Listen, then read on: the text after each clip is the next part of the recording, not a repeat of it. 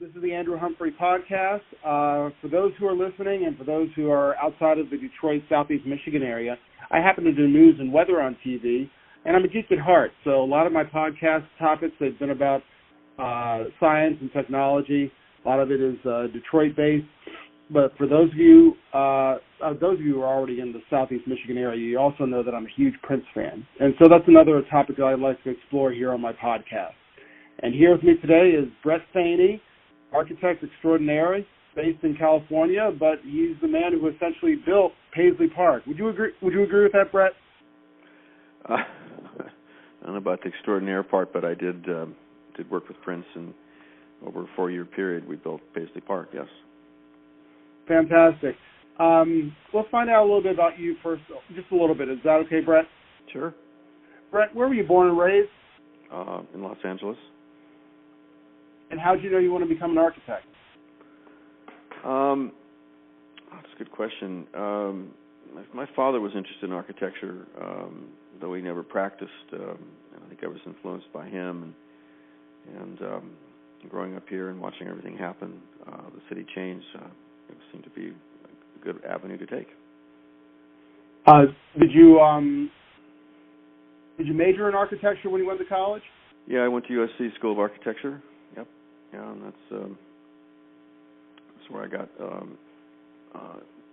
Actually, what happened is I ended up working for an audio company called Westlake Audio, and they, at the time, they were the preeminent studio designer in the world. So I worked for them while I was in school, and then it turned out to be a pretty exciting opportunity, and I continued on working quite hard while I was in school and traveling, and then after I graduated, continue on and end up becoming a vice president at the company, and that's through that connection I met Prince very early in his career.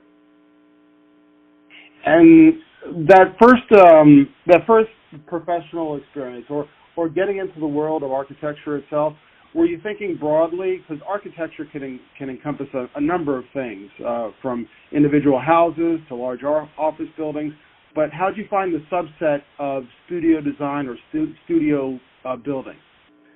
Well, that's what, you're correct. It's a huge, there's a lot of different paths you can take. But when I was in architecture school, learning about building design and different scales, very small scale, very large scale, to supplement my schooling, I decided to get some professional experience, and that's when I joined this company, Westlake Audio, and they were studio designers, and that was very exciting because I had been in engineering before, and I understood electronics and so forth, so I fell right into it. So it was a good combination of building design and technology and acoustics and kind of all was right there. So it was there at the right time, I'll put it that way. And when it came to studio design, was it audio only at the time with some of your first jobs, or did it incorporate a visual aspect, television and/or film? The first projects for Westlake and then on with my own company were primarily recording studios. Just audio, and mainly music recording, because that was an era when professional recording studios were thriving. And then later on, things changed, but that was a very good time. They were being built by, as businesses and by producers and recording artists were building their own studios. And before Paisley Park, what were some of the projects that you worked on? Jog my memory here. One or two. Well, probably one of the most famous ones was Electric Lady for Jimi Hendrix in New York. I didn't work for Jimmy because he had passed away, but I did do 2 studios at his original Electric Lady in the Village in New York. So that was pretty exciting to redo rooms that he had designed with another acoustic designer back probably in the 70s. I did the rooms in the early 80s. So that was pretty fun as a young guy in New York. Wow, and so that was more of a refurbishing of studios that already existed? Yeah. What studios do age, they age out, and those were some early studios, the technology had changed. The playback, the audio speakers, and everything had evolved. The consoles had gotten larger, so the rooms were very dated. So we made a larger control room, and we changed some of the studio areas and put more isolation rooms in. So things were just evolving. So at the time, when you came to Prince's attention, what stage of your career were you at? It was early. I was still at Westlake, and he somehow we had made a contact with his manager at the time, and his manager said, that we need to go back to and visit Prince at his home outside of Minneapolis. So we flew back there, and Prince wanted to have a studio at his house because he was spending way too much time and money in professional studios. So we designed a professional studio in the lower level of his home in a suburban neighborhood. And was that the Cavallo team who had contacted you? Yeah, it was Stephen Farnoli and Cavallo. Yeah, that was his managers. Yeah. And around what year was that? Oh, it was good question. It was a few years before Purple Rain, so it had to be. I really don't know what year. Probably like 83 or 84, something like that. I'm really guessing. I'm sorry. I don't know my years. Oh, no problem. Yeah. And if you recall, do you remember, was it the Cavallo, was it the management team that contacted you, or was it the other way around? No, they came to us. They obviously we had a reputation in the studios, so that was the connection. But and were you already an executive at the company? Yeah. I believe I was out of I was out of school, and I was working for Westlake as under the owner, and that studio was done. That was a Westlake studio that we did at his home. But you were still relatively young, correct? You were still in your 20s? Yeah, I was still in my 20s. Yeah. Now, despite being an executive, was it still a little nerve-wracking, or was there any pressure being contacted by Prince's management team? Well, it's a music business, and not really executive. No, it was. I was up for the challenge. It was fun. And what were some of those? What was the first request? You said it was to build a studio in Prince's house. Yeah, that was the first. Yeah, because it's like I said, it was the fact that he had been working in L.A. and New York and spending a lot of time in studios, and that adds up to be a lot of costs. So the personal use studio was becoming more viable. So that's what we did. So we put a small studio in the lower level of his home, a control room, and a little isolation room. And how'd that go? Was it an easy job, relatively speaking, or was it hard, or no? No, it was good. It was easy. Okay. We built it out, and then And once that studio is built, how long from the time that studio is done inside Prince's home to starting with plans or moving on to building a whole separate facility from scratch? Well, if I recall, it was just a few years. It was maybe 2 years or so. And that's when they had, again, the manager called and said they had purchased a warehouse complex in Eden Prairie outside of Minneapolis, and they wanted to do a much more professional studio complex there. So that's when we started. So again, I flew back and we started talking about it and designing studios there in Eden Prairie. But as I mentioned before, that at one point what happened was the Purple Rain thing was coming in, and Stephen and his other financial manager thought that the studios that we were planning to build in Eden Prairie would be too small. So then they wanted to have a larger site, a larger studio room, and a stage to be able to do tour rehearsals. So that's when I basically drove out and found a site in Chanhassen that eventually, of course, became Paisley Park. And when you scoped out the site and you found it in Chanhassen, what was it at the time? Were there any buildings there, or was it just a plot of land? It was empty land with beehives. Yeah, just some beehives. When you say beehives, you mean bees just setting up shop there, or an actual beehive company? No. They had a little operation there with they would harvest honey. Yeah. There were professional beehivers that were there. Yeah, I think the owner had leased or made an arrangement for a beekeeper to have his hives on the site, because it was pretty rural. There wasn't much out there. Yeah. Yeah. So and then what? The beehiver's lease was naturally up, and then you just started, and then design started. Yeah, we purchased the property and we started designing the complex, and then I don't recall how long. That was probably a good year before we started, because it was a total of 4 year. So I used to commute back to Minneapolis pretty much for 4 years. So it was probably a couple of years in construction, here in planning, outfitting. I think it was a full 4 year cycle. Pardon me for jumping back a bit, but back to when you designed the studio in Prince's home, what was it like meeting him for the first time? He's a quiet guy. He was very always attentive and respectful, and but we looked at designs, and then he would go back to work. Basically, he was very focused on his music.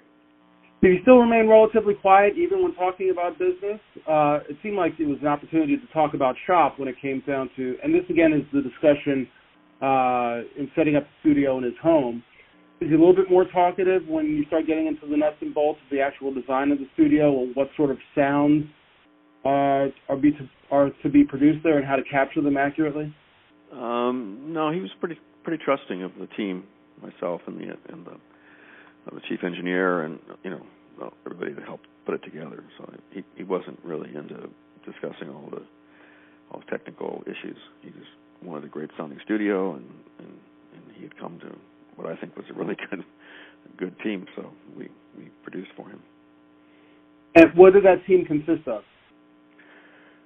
Well, I would design this. I designed the studio, but like I said, we have to have a chief engineer, electronic engineer, doing the audio wiring and all the interfacing and the console and the tape machines, and Westlake they still do. They make wonderful speaker systems, so that's a very, very important component. So yeah, we work as a team together, and then builders, but specialty builders, studio builders we call them, built out the space, and then that's it. Turn the keys over. And was the process similar between? Well, I guess what are the major differences? I know this is an obvious question, but what are the main differences between building a studio inside someone's home and then designing a whole facility from the ground up? Well, it's obviously a lot more to it when you have to get, when you do a full building the size of Paisley Park. There's engineering groups that have to come in, structural engineer, mechanical, electrical, civil engineers, all the interiors. It's then the architect becomes the center of all these people. A home studio is pretty simple. There's not. It's just the designer and the builder and the client. Mm-hmm. Had your company already had experience building studios from the ground up? I think we've done some buildings. Yeah, we had done some work, but Paisley was a big deal. That was a big building. Would you say at the time? Would you say Paisley Park was maybe the largest project you had worked on? No, definitely it was the largest project that I had taken on. Yes. Was there any discussion about not having it in Minneapolis? Was it odd to you or any member of your team that it would be done outside of New York City or outside of Los Angeles? It wasn't odd. It was Prince's, vision, and to be there and be part of everything he had, growing up there, and being part of the culture and the music, and he wanted to have it there. He wanted to bring everybody there, not go away. That was what was beautiful about it, that he wanted to create this place for all music and dance and videos and all the events he could have at a big facility like that. And at the time you're building and you're understanding, you're getting from him. Well, what is Prince communicating to you as his vision? Well, he and through his himself and his managers, they when you start a project, it's like a program. You want to do. You need these kind of spaces. You need us. We want to do a large stage to do movies and tour rehearsals and videos. So that's like the largest block. And then we had 2 identical control rooms with different size studios. That was another program requirement. There was the dance rehearsal studio. There was a wardrobe department. There were his all his business affairs for his label and his apartment there and offices and the kitchen and public spaces. So it's just a program that you set out, and then you it's like a puzzle. You have to solve the puzzle. And one of the things that's striking to me, and please, I'm going back to the mindset that you had at the time. When it comes to studios like this and the work that you're describing to be done within those studios, maybe it sounds to me like you might be more. This sounds something that's more familiar with an entire entertainment company commissioning and having a studio like this built for multiple artists. Whereas Paisley Park, the vision, the future work, the artistry, all seems to be coming from one individual. Did you get that sense at the time? Well, no, yeah, it was very unique. Most artists, first they don't have the means to do something like this, but Prince did because of his success. And they're normally built, as for a business, bringing in other companies under one roof. I've done complexes like that where this place was just for Prince and for his productions and his artists and for his productions. It wasn't really inviting outside clients in. Mm-hmm. Outside of concentrating at the time, concentrating on the work that you were doing, acquiring the property and then building it. Are you aware of the? At the time, are you aware of the fame? Well, I guess what goes through your mind when you're already aware of the fame of someone like Prince and working for him and understanding the goals that he wanted? And did you get a sense that, okay, once this thing is built, he'll definitely be able to make a go of it here. He'll have a long, successful career in this project that we're building for him? Are you asking, do I think that way, or I mean? Yes. Well, yeah. Every building, whether it's a studio or a creative office or a production complex, yeah, I want that to have a long and fruitful life, because that's the joy of architecture when you build something for somebody and they can enjoy it over a long period of time and have their set of experiences there. So yeah, I didn't realize it would become so iconic, frankly, but I was happy that I was able to do it for him, pass it on. What are your thoughts about it becoming so iconic? I have no idea. I really do. Well, I'm asking personally, how does it feel as a professional, as an architect, or just as an individual, knowing that you had a hand in something that's so meaningful, not only for your client, Prince himself, at the time and then the years afterward, but knowing that so much output came from essentially your creation or co-creation? Right. No, it's very satisfying. It's great. I mean, that's the other part of doing a performance or a creative facility. It's not just somebody's home or their office. There's an output, like you say. There's a creative energy there that then gets kind of released out, and that's like a double payoff, like doing a concert hall where it's a performance space. It is a space, but it also has a, when you're there, you get to enjoy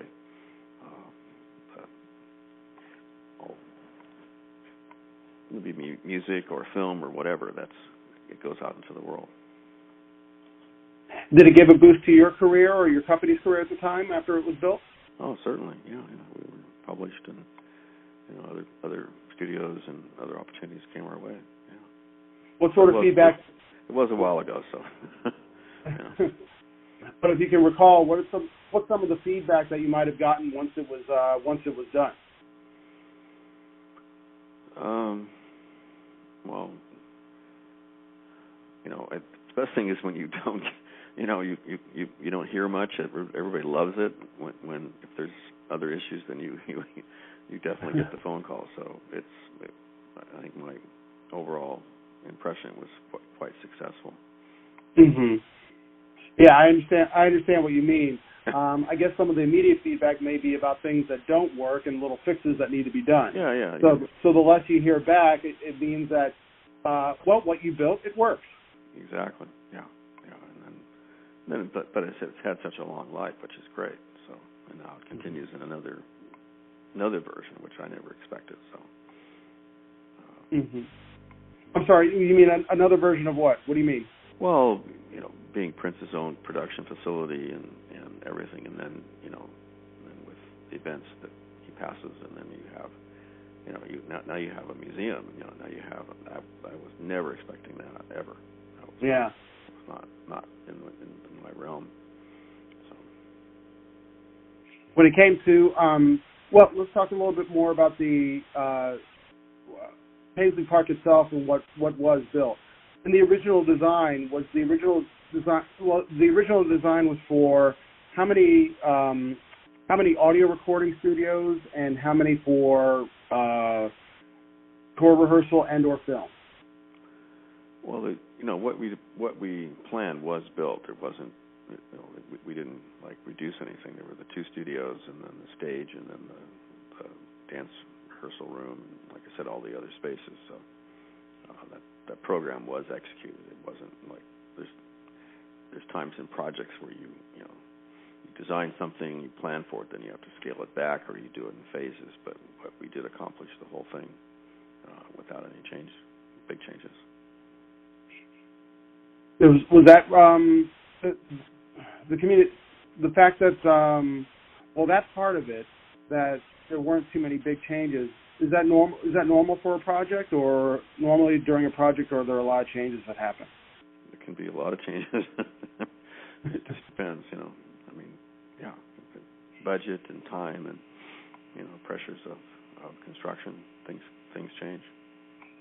Well, the fact that there weren't so many changes, what did that impress upon you in terms of relating to Prince or understanding his vision at the time?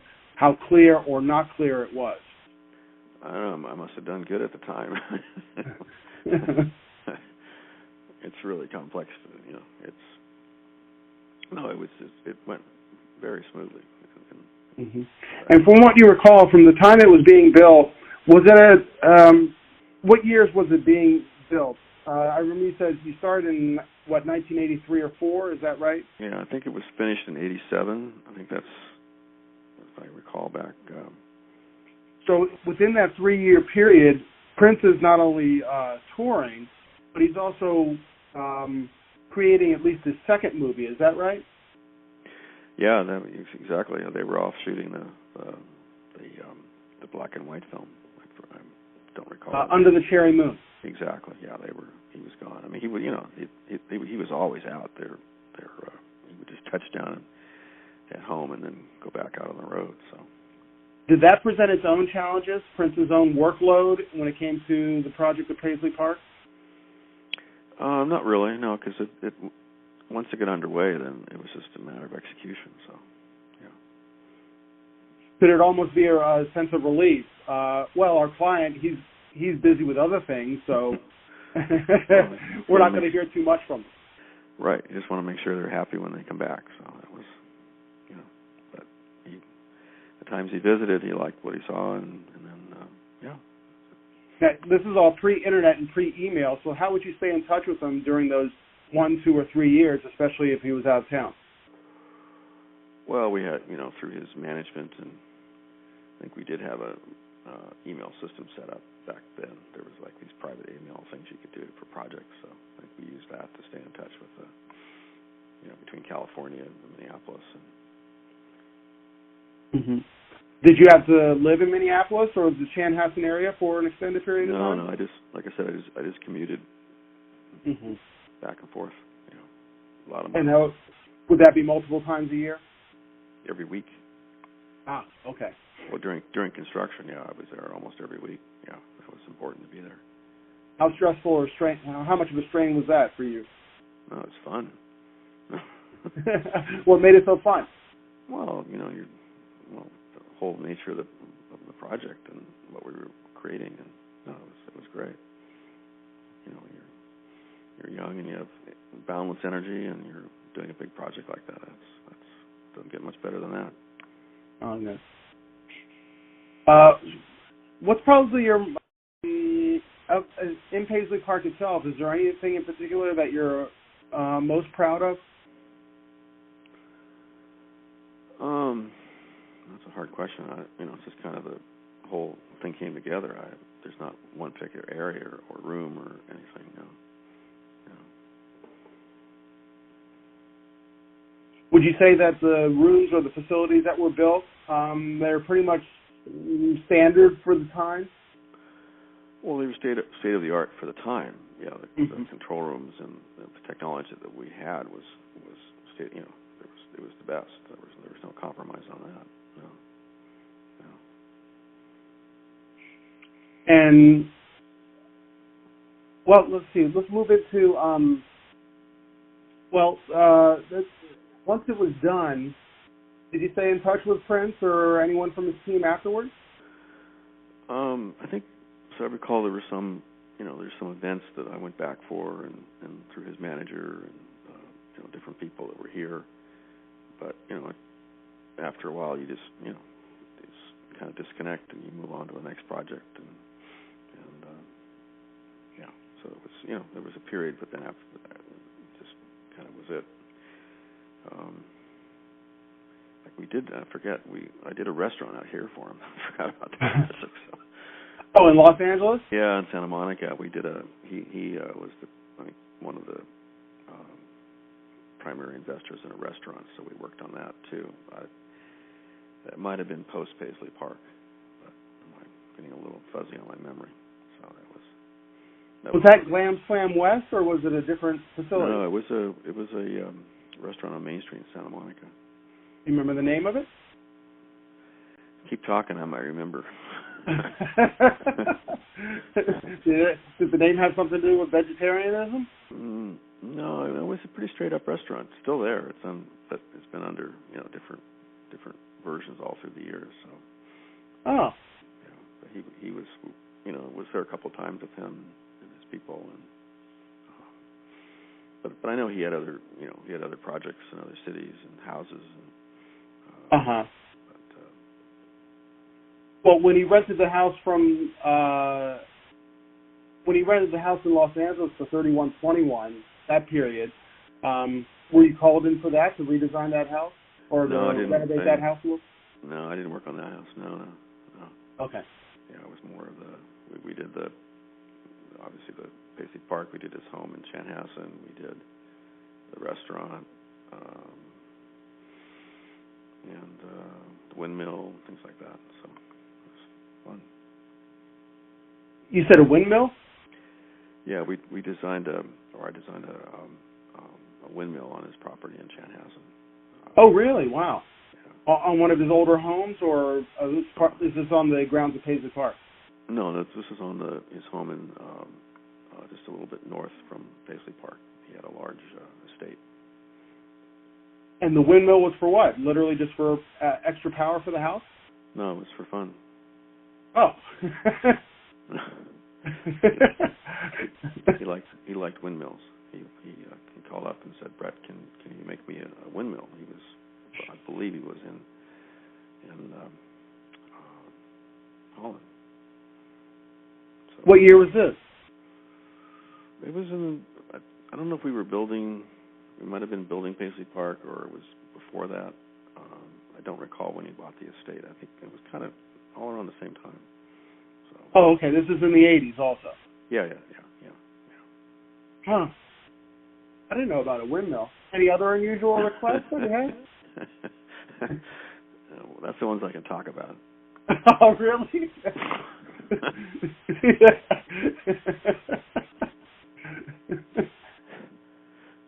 Oh, that's fascinating. Well, if you do think of any that you go through your memory, as you go through your legal memory or files, if there's something that pops up, go ahead and blurt it out. Because I never knew about a windmill. Well, we do a whole podcast on windmills if you like. He had a property down in Turks and Caicos. Did you ever work on that? In where? Turks and Caicos Island? No. Okay. He was in, where was he? In Spain or Portugal? He was in Paris. Yeah.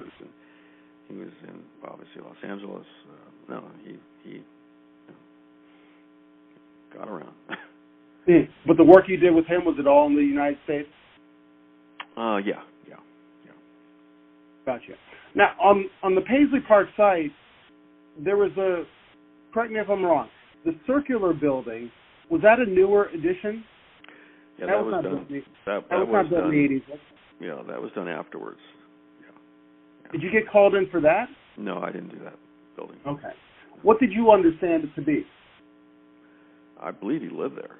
That was Okay. his residence. Yeah, that was why. That's the confusion, because he had I designed apartments for him in Paisley Park.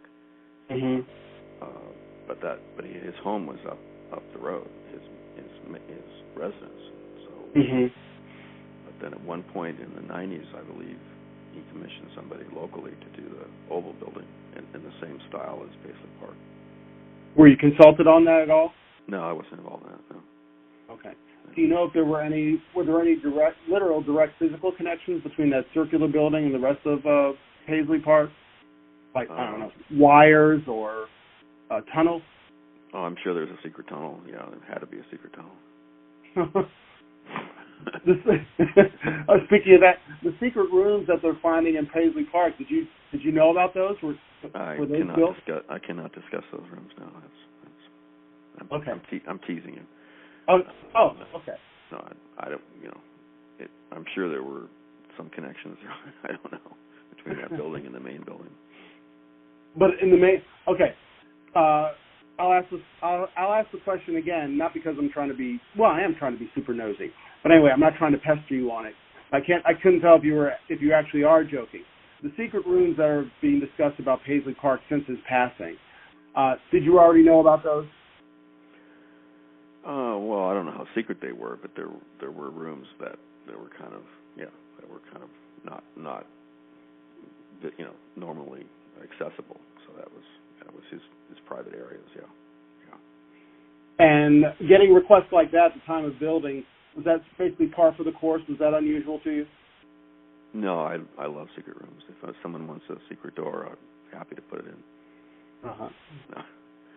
No, I mean you have like in not in Paisley Park, but like in people's big homes, they have safe rooms, and they have areas to keep valuables, and there's all these things that have to go on the plans that as an architect you don't discuss.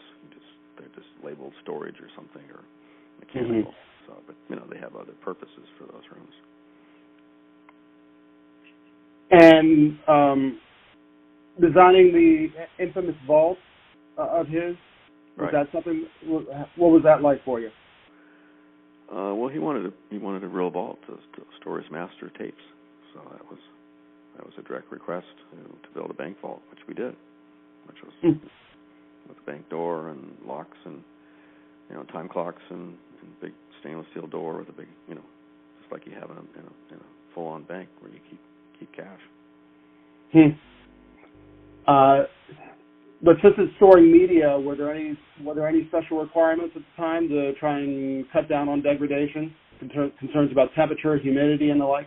Yeah, I think it does have a special system down there. Yeah, that kept the air, because you don't want the humidity, and it needs to be fairly dry. And the process from beginning to end, was it all relatively smooth? Bills were paid on time, permits, construction schedules? No, overall it went pretty well. In thinking about your career now, comparing the building of the Paisley Park Studios, where does it rank on your list of professional achievement, professional and or personal achievement? Well, it's way up there. Obviously, it's just both for be able to create something from scratch and then have its user is famous and all the product that came out of there. It's very satisfying. Mm. And where were you when Prince passed away? I was here in Los Angeles. Yeah. What were your thoughts at the time of his passing? And it's just so sad. I couldn't believe it. He was too young. So.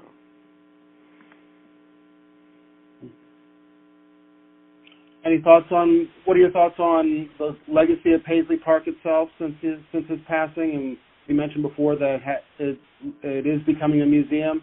What are your thoughts on that? Well, I understand. I mean, it's good, to be able for people to experience that. I would like to see, and I'm not sure if part of Paisley Park is still producing music and so like I say, product. When it first happened, I was advocating that there's part should be open to the public, and there should be a part that can still record albums and videos, and just keep it a working studio. Don't just make it a museum. Is my point of view, but I'm not clear on if any work is still being produced there or not. Mm-hmm. I think that's what he would have wanted to have to continue. His legacy to continue, not just kind of freeze it in time. One question that I've always had that I just remembered: when you were commissioned to build Paisley Park, and after Paisley Park Studios was built, did you understand it to be 100% completely owned by Prince and or only his companies, or was it a joint ownership between Prince and Warner Brothers or other media companies? I always understood that it was his project.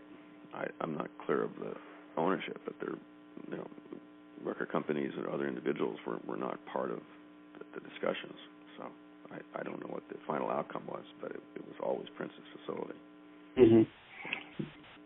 Because as you know, the reason why I asked is because, as you know, when he went through the battle with his record company in the mid-90s, essentially, right. And he was vying for ownership of his master recordings, there might have been that question popped in my head because, okay, when it comes to ownership, was there also a concern of ownership of the actual physical facility in addition to the intellectual property that Prince had created?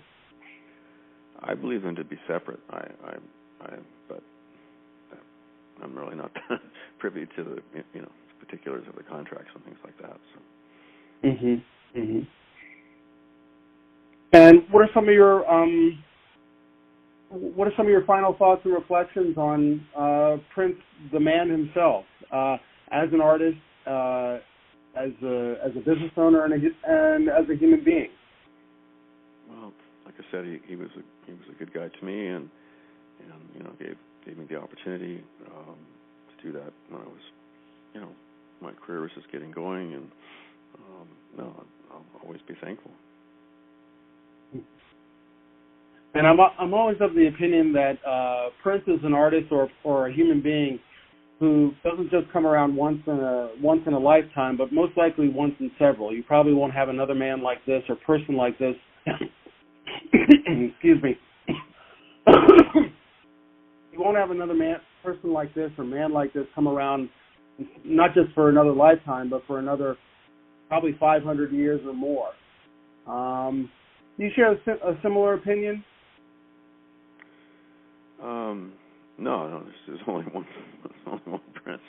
So, but hopefully we'll see other people rise to that level. Yeah. For those who want to sort of follow in Prince's footsteps in any sort of career, quite frankly, but obviously we're talking about the arts here when it comes to music, film, and the production of some art that has a lasting impact for the world. Any sort of takeaways you might have for a future artist who would like to work with people like you and trying to help facilitate building something that's long-lasting? Oh, that's a hard question. I don't know about that one. Well, when you think about Prince himself, not only the music created and the films that he's created, including music videos, but whether it was all created, some of it for fun, but a lot of it also having a lasting message to influence others, what sort of advice would you give younger folks, and it can be even in the field of architecture, what advice would you give them to help them when it comes to starting their own careers or building a career that has longevity? Oof. You got me on these questions. These are tough questions. How about a simple question? I'd have to think about that one. Okay.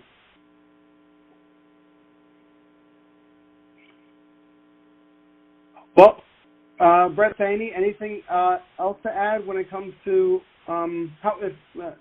you're still active in the architecture business?